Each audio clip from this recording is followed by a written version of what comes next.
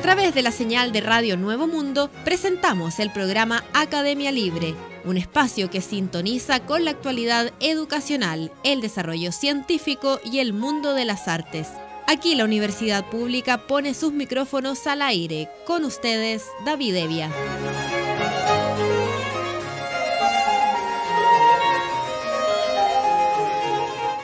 Vaya nuestro saludo a todos los auditores de Radio Nuevo Mundo que a esta hora sintonizan la emisión de Academia Libre, donde la educación, las ciencias y las artes confluyen para hacer de la creación de conocimiento un espacio público. Conversamos sobre educación y vida académica en este bloque porque vamos a compartir una reflexión que hace el colectivo Pliegue acerca de un tema que ha ido cobrando fuerza con el tiempo, que en Academia Libre también hemos planteado en su minuto, y que es la muerte de la universidad. Aunque suene absurdo, en Chile y en el mundo, los investigadores deben salir a conseguir financiamiento para sus investigaciones y tienen que pagar para publicar. Los docentes universitarios son despedidos si no cumplen con un cierto número de publicaciones anuales, aun cuando el tema que investiguen no sea un aporte o no genere impacto en una comunidad específica. De acuerdo a la investigación de la revista PLOS ONE del año 2015, 5 editoriales privadas con fines de lucro controlan en todo el mundo el 50% de las publicaciones científicas indexadas, con márgenes de ganancia de un 40% que presionan a las universidades a producir sin parar. En una investigación realizada por este colectivo durante 2 años, descubrimos que ni siquiera los mismos docentes leen los papers de sus pares. El problema llega a tal nivel que en ocasiones la cantidad de referencias es más grande que el contenido del paper. Alienados, citándose entre ellos, mientras Chile estalla, ¿para quiénes trabajan los científicos e intelectuales del país? La figura del intelectual precarizado y elitizado se ha puesto en cuestionamiento y con ello su relevancia y su rol político. Las masas ya no requieren de una conciencia y elocuencia que hable por ellos. Las personas buscan voz, territorio e imagen en la cultura. Y si los que luchan ya no se sienten representados, los intelectuales devienen empleados y especialistas técnicos a los que se recurre como expertos de un saber que está cosificado y alejado de los territorios. Cada vez más, las humanidades y las artes bajan en relevancia para las universidades, las cuales se estructuran en carreras silos, donde los alumnos se especializan y se distancian de lo que se nos hace sentir, la creación, el afecto y el impacto del conocimiento en la vida real de las personas. Es por ello que, en la cúspide del capitalismo académico, las universidades han favorecido a las disciplinas más directamente vinculadas al mercado. Incluso han impuesto el formato paper a disciplinas que antes se basaban en el ensayo y el libro. La muerte de la escritura, promovida por el formato paper, convierte el conocimiento mismo en un commodity. Presiona a los investigadores a decir cuando no tienen nada que decir. Y ese decir vacío y frenético comienza con el ayudante, que en algunos casos se ve enfrentado a abusos de poder como el robo de sus ideas y la entrega de su autoría por contactos o estatus. Si bien este no es un problema nuevo en Chile, sino una bola de nieve de más de 30 años, su difusión no ha generado un activismo o una organización territorial de la comunidad docente, sino que, paradójicamente, ha provocado la creación de más publicaciones y papers críticos, utilizando las mismas herramientas del sistema neoliberal. Y esa es la trampa del capitalismo como forma de producción social. No deja espacio para salir de su modo de operar, clausura las posibilidades de una exterioridad que permita salir de su lógica de captura, y las posibilidades de resistencia se terminan transformando en un crudo realismo cínico que se compensa con bonos castigos, incentivos, libros de reclamos y publicaciones que mantienen las bases del status quo. Lo interesante es que, insertando elementos antiproductivos como los castigos y el control, el capitalismo cognitivo se asegura de que todo proceso de generación de conocimiento genere capital y que todo cuestionamiento se pose sobre los hombros de un gigante cinismo resignado que afirma que las cosas son así y no hay salidas al sistema. En las entrevistas realizadas por el colectivo Pliegue a profesores, doctores, investigadores e intelectuales chilenos, uno de los afectos que se repite es justamente esa resignación, el nihilismo. Si no hago esto, me desvinculan. En última instancia, tengo una familia a la cual proveer. No conozco otra forma.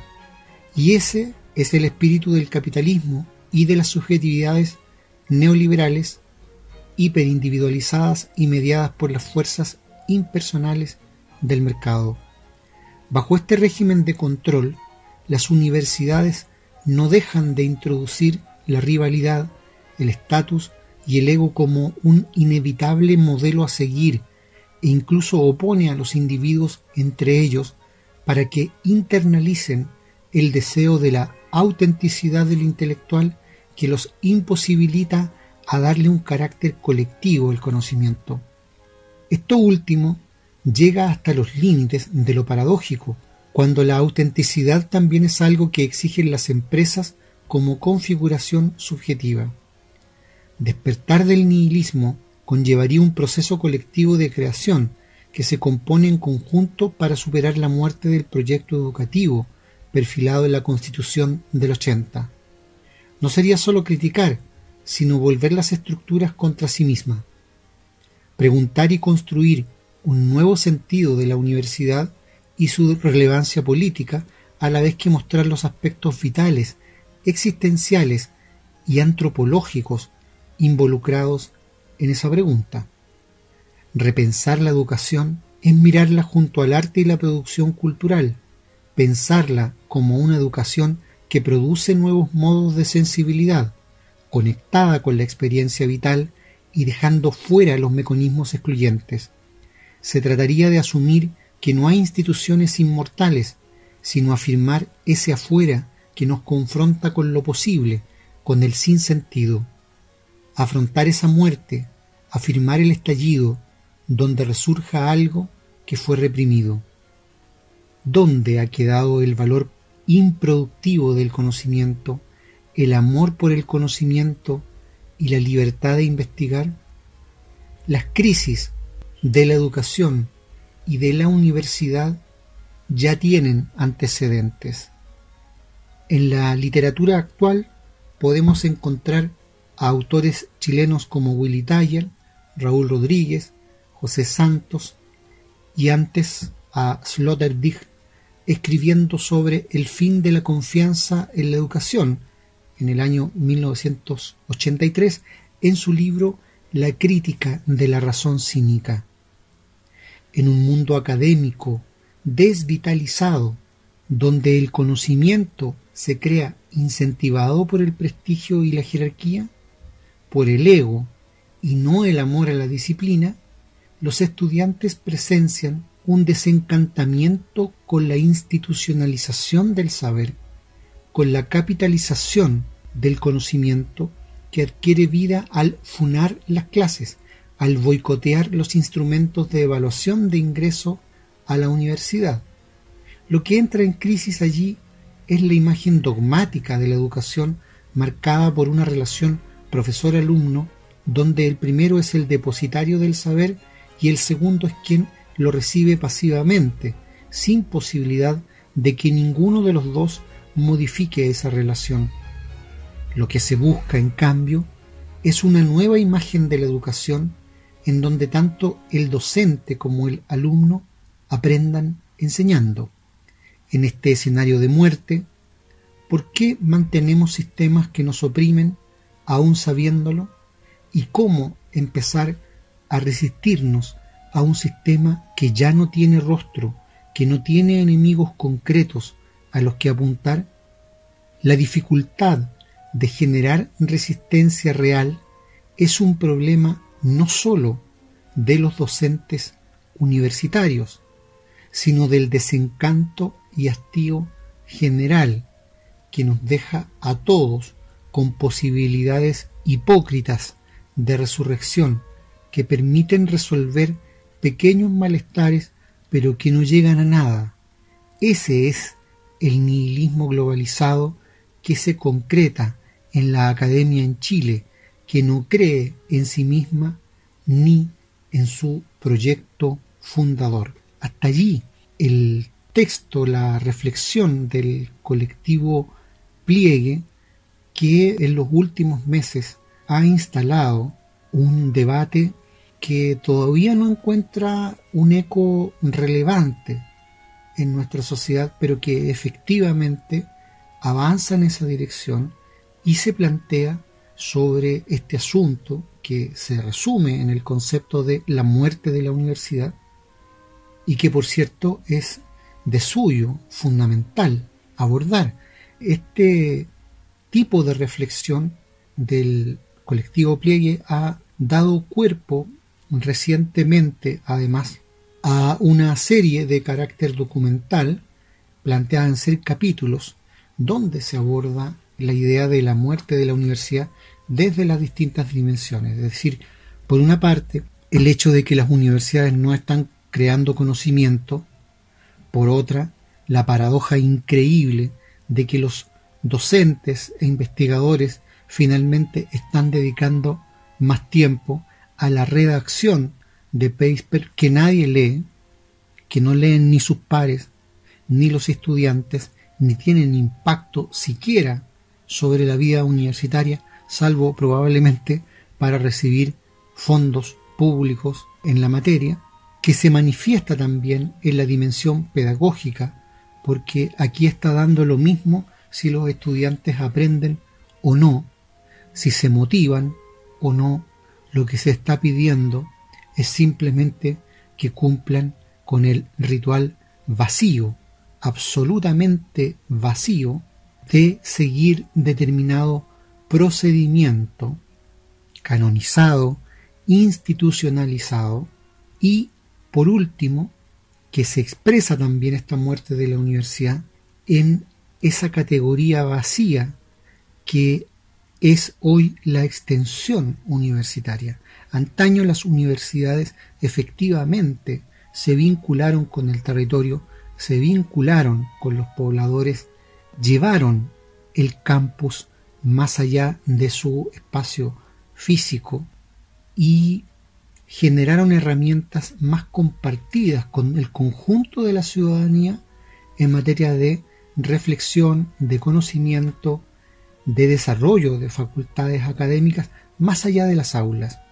Hoy se le llama extensión, hay que decirlo con mucha fuerza, básicamente a un procedimiento de instalación de marca, a un procedimiento que busca simplemente subrayar la imagen corporativa de una universidad que absolutamente ha sido reducida por lo demás al carácter de empresa y de empresa con fines de lucro. Por lo tanto, esta reflexión que se hace desde el colectivo Pliegue tiene esa relevancia, tiene esa importancia, y en el documental que de alguna manera desarrolla y despliega esta idea que hemos compartido en este espacio, participa de una manera central María Olivia Monkeberg, que es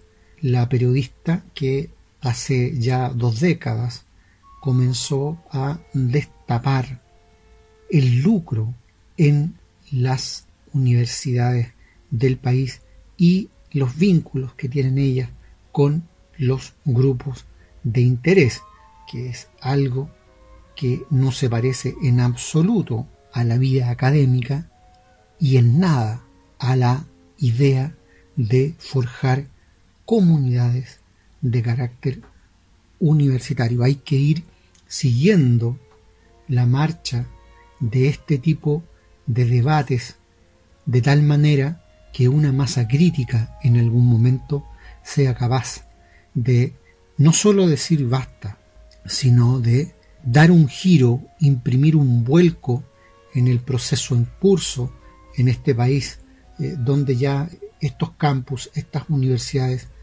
se han reducido a meros impresores de currículum, de título y, como decíamos antes, simplemente de situaciones de carácter ritual.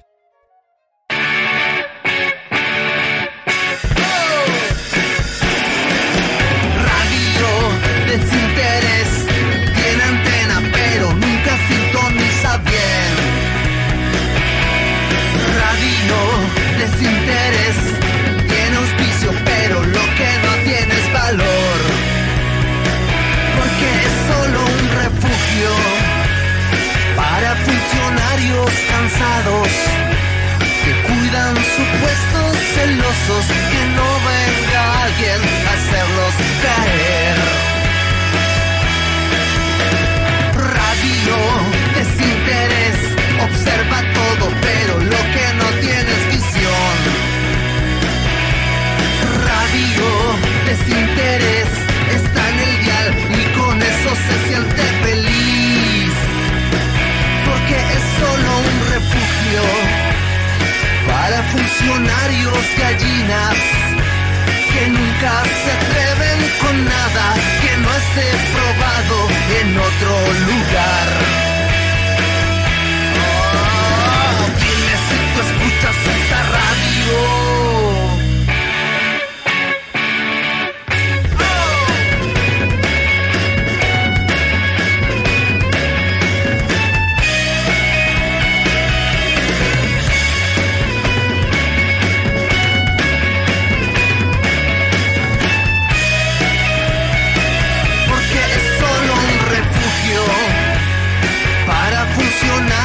Sin hambre, que saben que se les va la vida tocando los discos más malos que hay.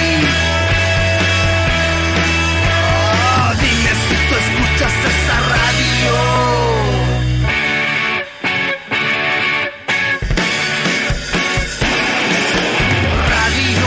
Desinterés, tiene antena pero nunca sintoniza bien.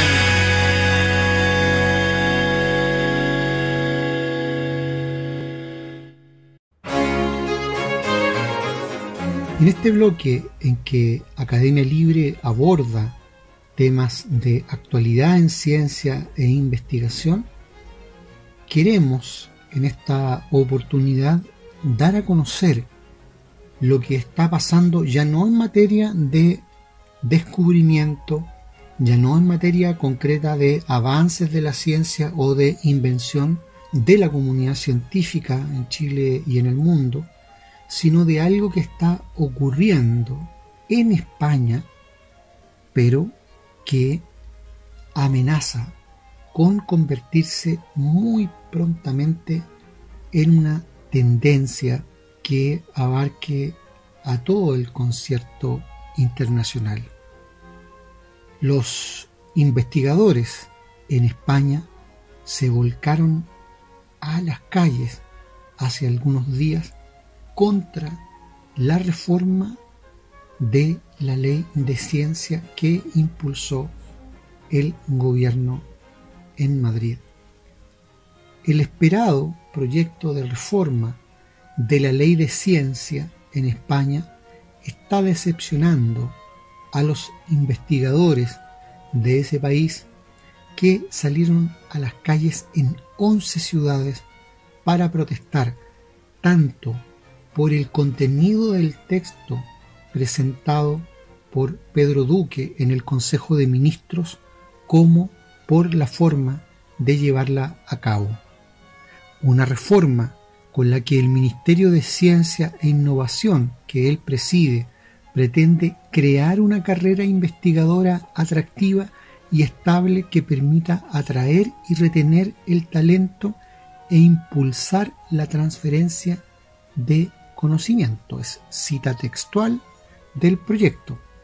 Sin embargo, para la coordinadora Marea Roja, la entidad que convocó la jornada de protesta y que agrupa a la fecha a 18 organizaciones científicas, asociaciones y sindicatos, el texto que ha presentado el ministro Pedro Duque para modificar la ley de la ciencia, la tecnología y la innovación es claramente insuficiente y sigue perpetuando la precariedad en el sector sin garantizar el pleno derecho laboral desde el inicio hasta el final de la carrera en todo el personal de investigación, señala la declaración respectiva.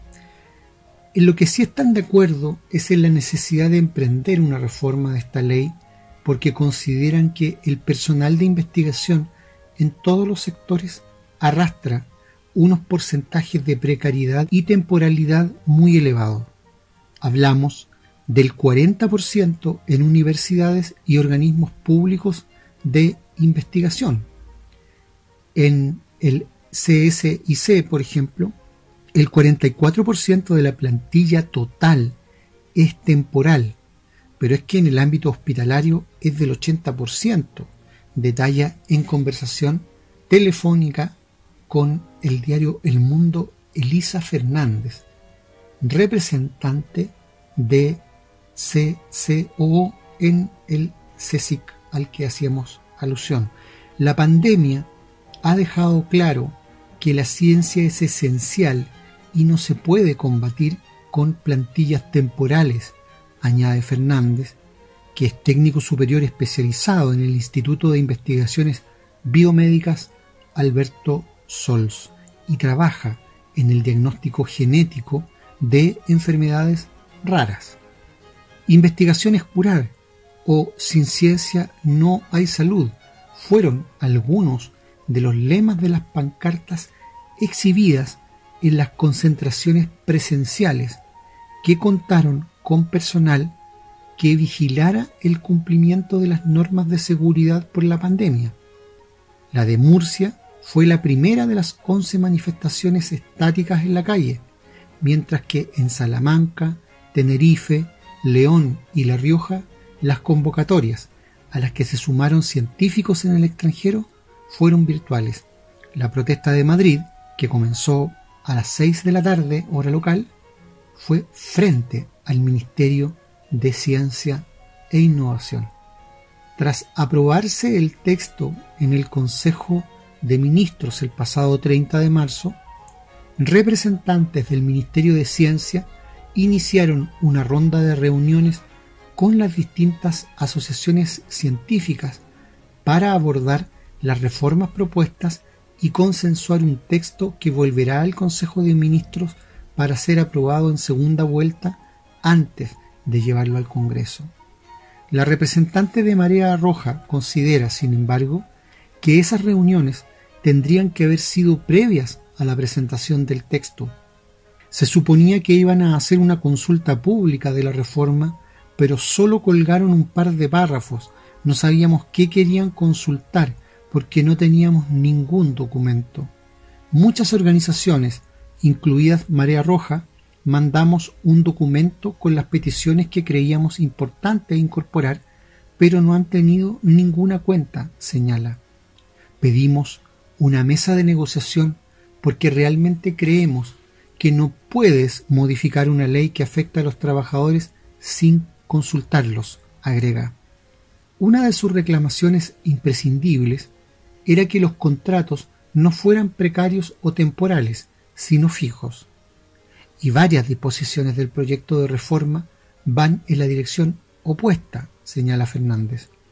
Uno de los principales puntos de discrepancia es la eliminación de la figura de científico titular de los organismos públicos de investigación, OPI. En el nuevo texto se reemplazan puestos de funcionario por plazas de personal fijo laboral, comillas, con mucha menos independencia y una importante reducción de derechos laborales, según la valoración que hace Marea Roja. Ahora, en la escala científica, la más baja es la de científico titular, que puede promocionarse a investigador científico y posteriormente a profesor de investigación. Al extinguir la categoría de científico titular para ser funcionario, tienes que presentarte a las plazas de investigación científico, donde habrá el doble de competencia, argumenta la dirigenta. Desaparecería, por tanto, el científico titular y se propone la incorporación de un modelo de contratación equiparable al denominado tenure track, que consiste en una contratación fija sujeta a una evaluación externa. Añaden otra figura temporal, que además sigue estando supeditada a que haya plazas.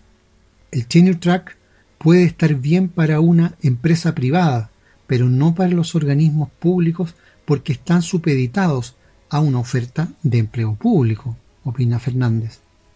Además, considera que eliminar la escala del científico titular supondrá destruir el único puente que hay en la actualidad para pasar de la carrera científica técnica a la científica propiamente tal, es decir, a la investigación de base.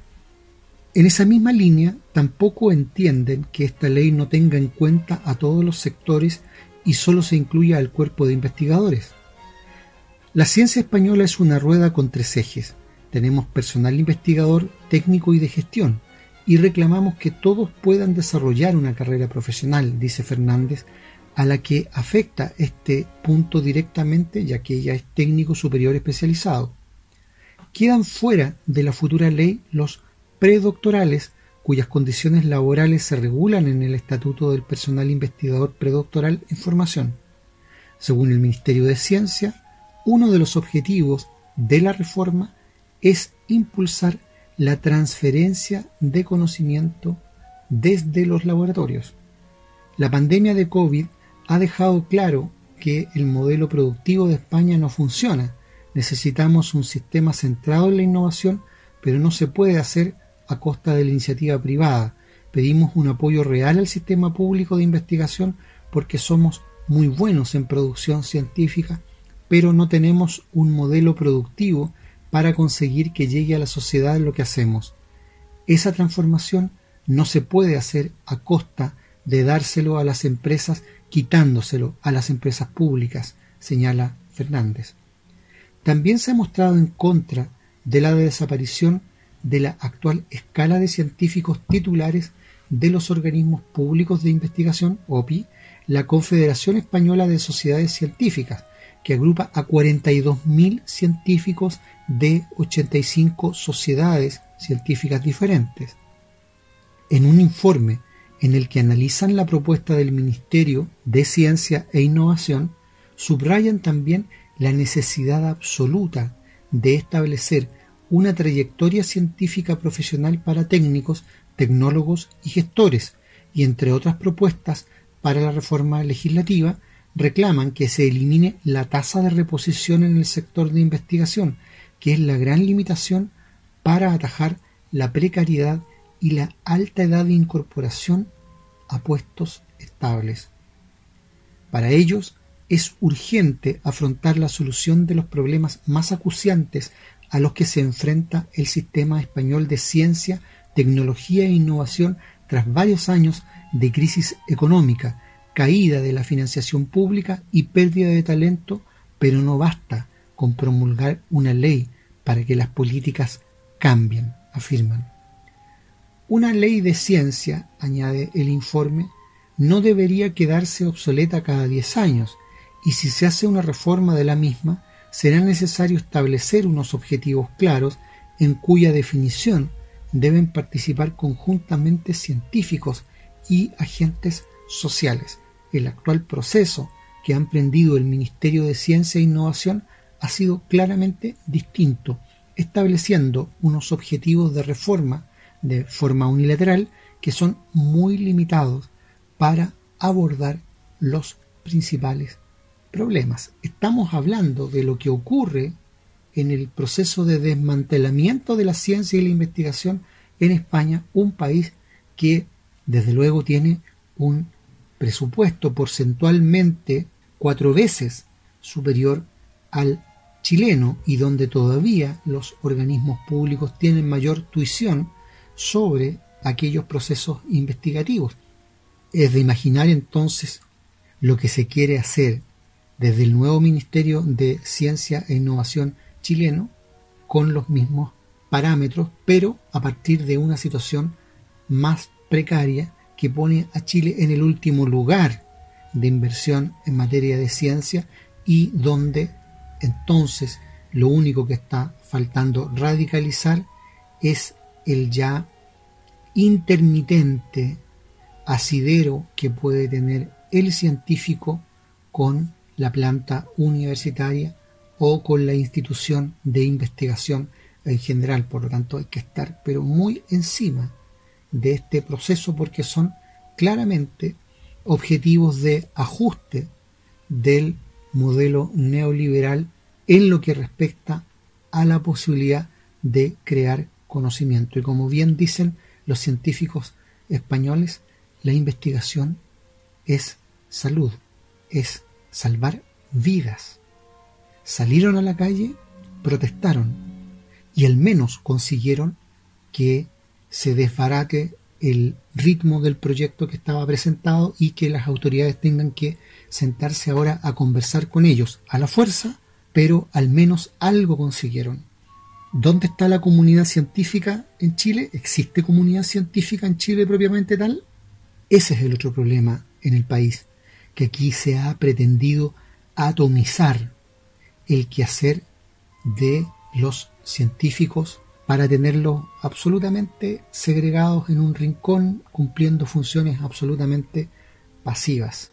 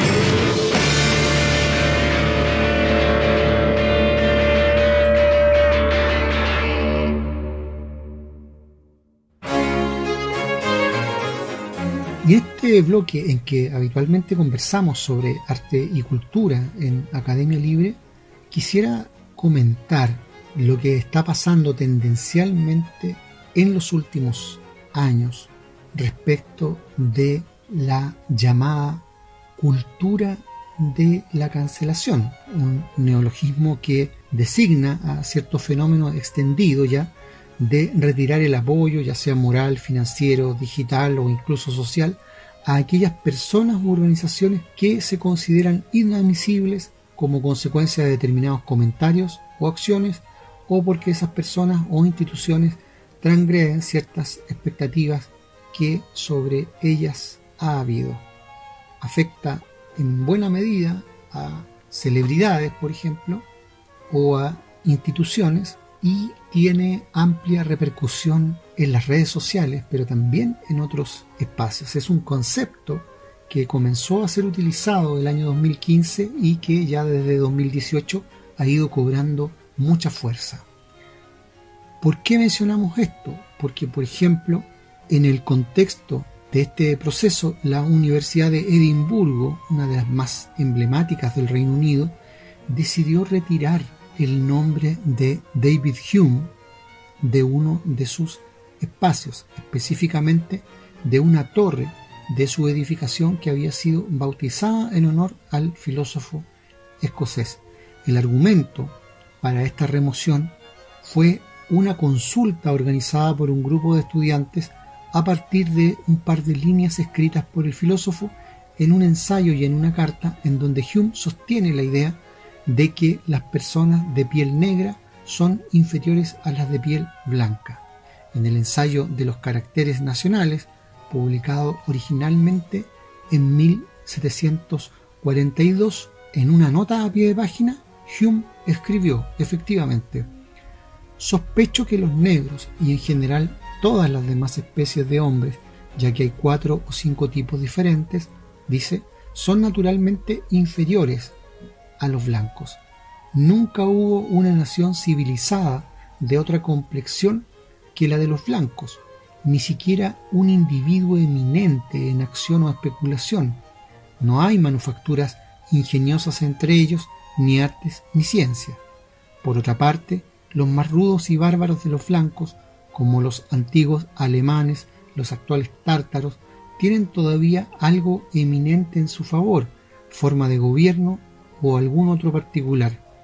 Una diferencia tan uniforme y constante no podría ocurrir en tantos países y épocas si la naturaleza no hubiera hecho una distinción original entre estas razas de hombres.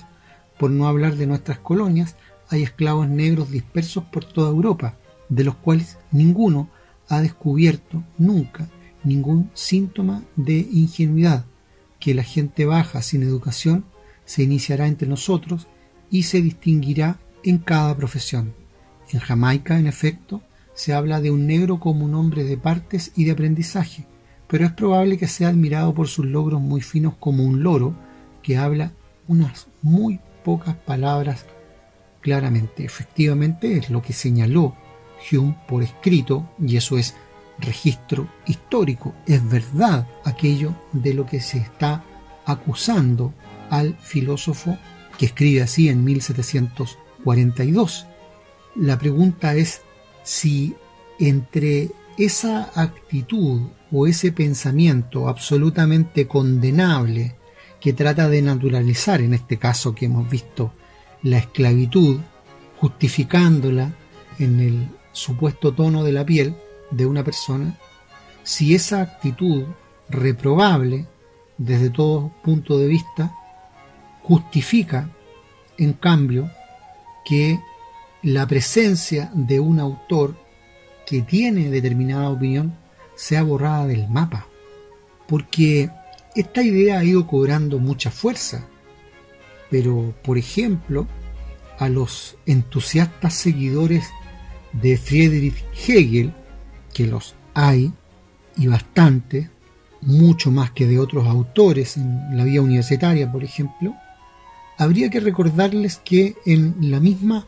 Fenomenología del Espíritu, que es su obra más divulgada entre los planteles de estudio, una y otra vez trata peyorativamente a los habitantes de los pueblos originarios de América y señala, por ejemplo, que aun cuando a él le parece incómoda, bochornosa la esclavitud vigente, en cambio ellos la libertad tendrían que ganársela.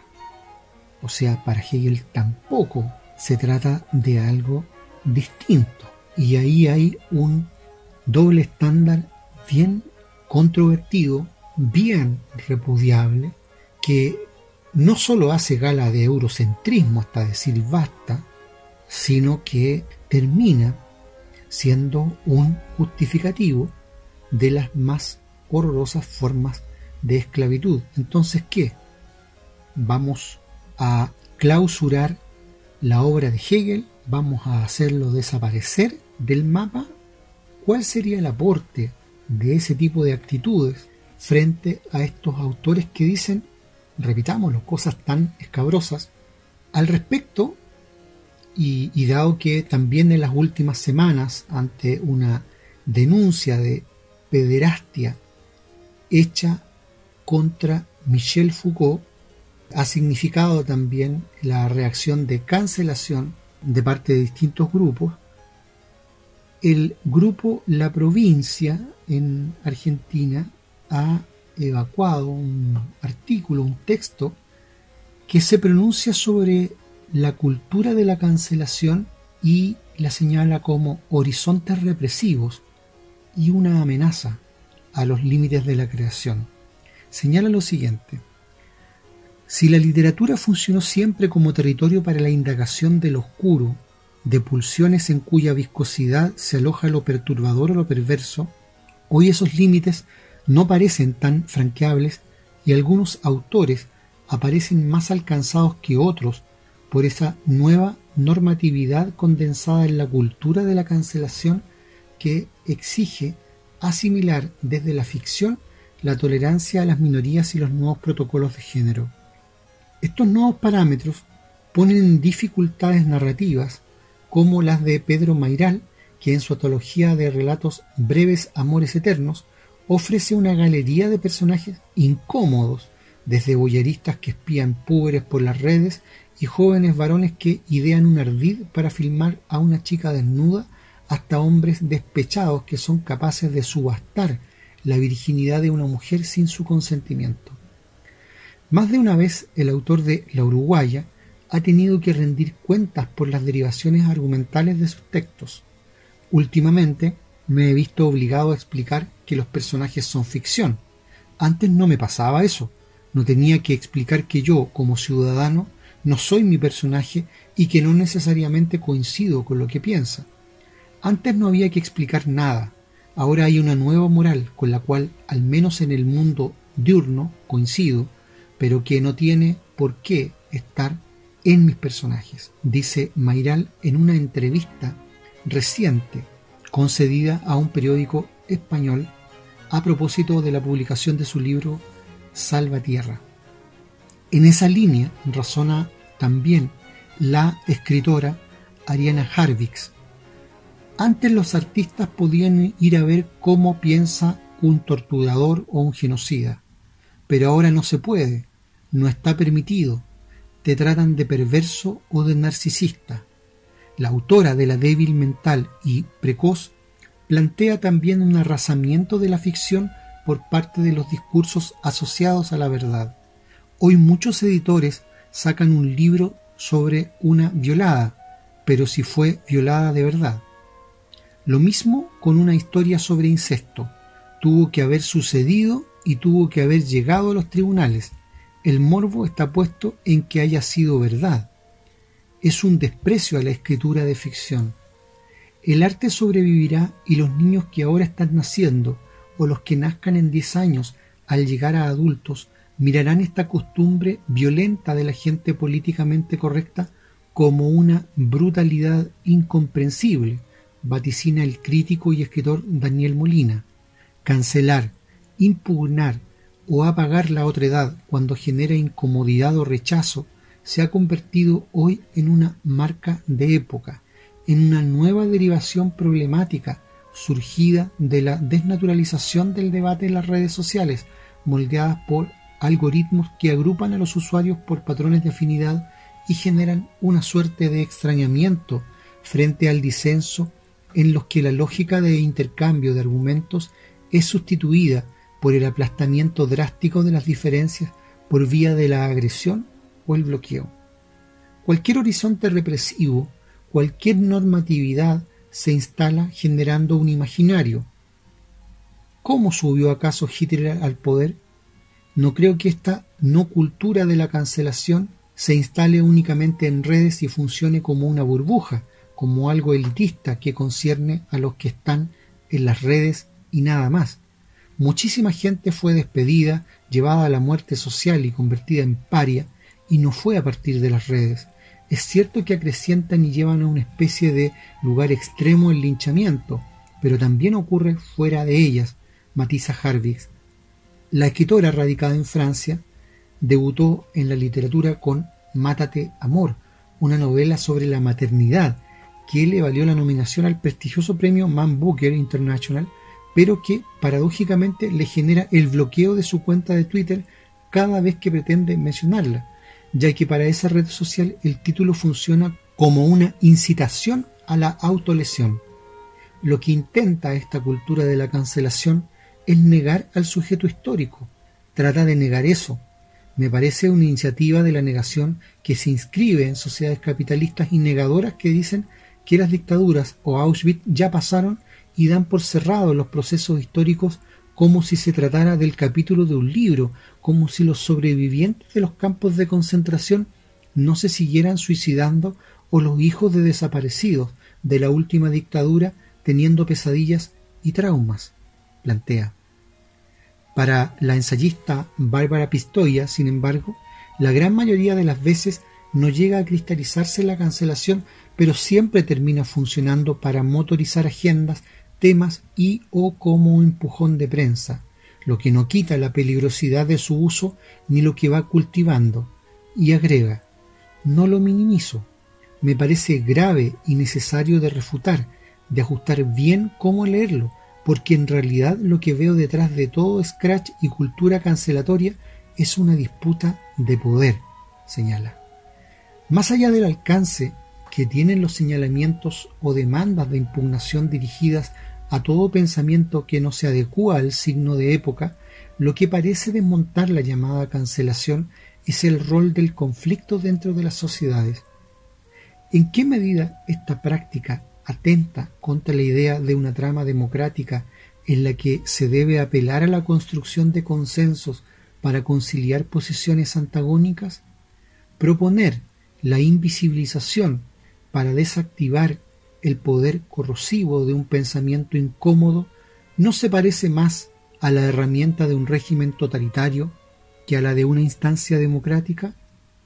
Más que atentar a un orden democrático, con democracias que están totalmente atentadas por desigualdades estructurales que a nadie parecen importarle tanto como cuando se sugiere cancelar una escena de una película, atentan contra las convivencias sociales, expone Pistoia, y amplía su idea, porque si dentro de ese gran sector cultural e intelectual que la promueve o rechaza, más temprano que tarde, va a empezar a ser inevitablemente leída como una disputa de poder, para el gran afuera se construye un dispositivo de cacería, otro más, y como todo dispositivo de cacería, sabemos quiénes siempre son los más desprotegidos y desprotegidas.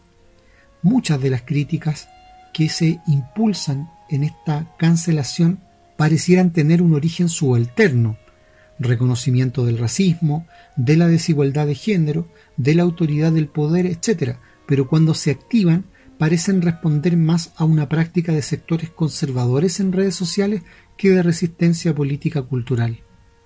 Tal vez haya que empezar a pensar cómo enfrentar las prácticas de scratch y cancelación junto a esa otra gran pregunta de época, que es qué hacer con los discursos de odio en general. En cualquiera de los casos, me parece que es esencial tener una mirada integral y no mero afán de defender libertades bajo una lupa individual o gozadora de ciertas garantías de raza y clase, explica la experta en conflictos raciales y autora del libro ¿Por qué escuchamos a Tupac Shakur? Efectivamente, si de cancelación se tratara, entonces alguien estaría legitimando que nos quedáramos sin las obras de Aristóteles. ¿Cómo vamos a consultar, dirían, las obras de Aristóteles si Aristóteles era un esclavista? Es verdad, Aristóteles era esclavista, era absolutamente un justificador de la subordinación del hombre al hombre. Nos vamos a quedar entonces sin la posibilidad de estudiar siquiera aquel pensamiento que precisamente por ser repudiable debiéramos conocer si queremos refutar o contraargumentar. Es una tendencia muy peligrosa, efectivamente de carácter totalitario, no democrático, no republicano, que está cobrando fuerza.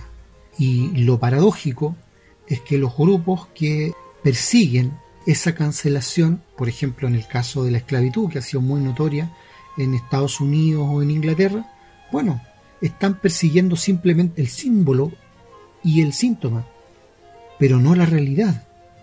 En Estados Unidos e Inglaterra, durante las últimas décadas, han caído, hasta con autorización oficial, varias estatuas erigidas a grandes dirigentes del esclavismo. Y entonces se cancela su imagen, se cancela su obra, pero la esclavitud la tocan, la hacen tambalear los partidarios de la cancelación.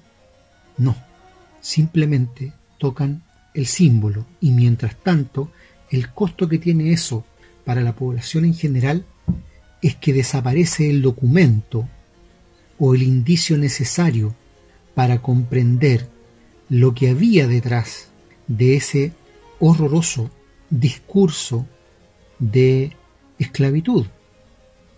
Los alemanes pretendieron proscribir durante décadas la obra de Hitler, pero ¿impidió eso que el nazismo continuara teniendo gravitación en Alemania? No, en absoluto.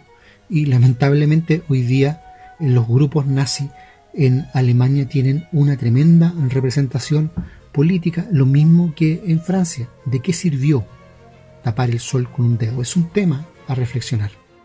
Concluye aquí, en Radio Nuevo Mundo, esta emisión de Academia Libre, un programa producido por la Comisión Ejecutiva de la Universidad. Agradecidos de su sintonía, nos reencontraremos con ustedes la próxima semana. Hasta entonces.